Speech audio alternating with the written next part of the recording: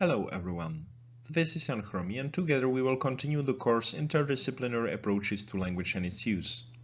In this presentation we will stay in the field of language comprehension research and we will focus on the constraints which influence how do we process sentences. We already said that for sentence comprehension we need to recognize the words and parse the syntactic structure.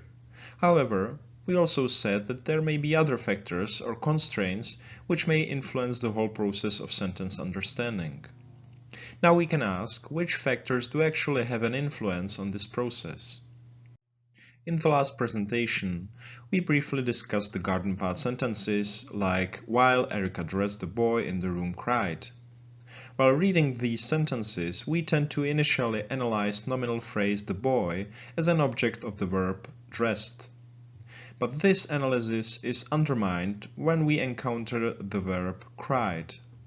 Historically, this process has been modeled so that the reader or hearer chooses the simplest syntactic structure at the given moment.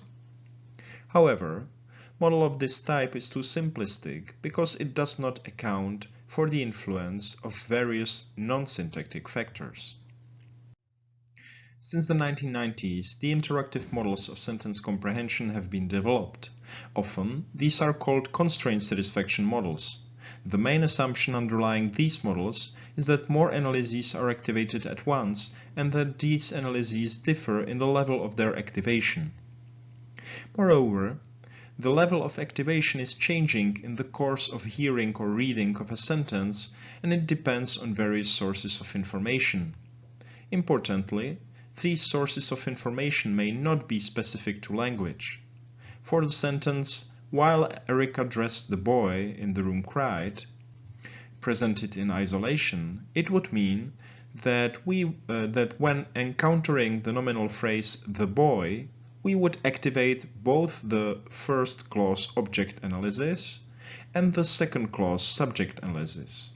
But the object analysis would be activated much more than the other one. When we encounter the verb cried, the activation of the first clause object analysis will go down and the activation of the second clause subject analysis will get stronger. However, if we would, for example, know the fact that Erica never ever dresses the boy, the object analysis would be activated to a lesser extent.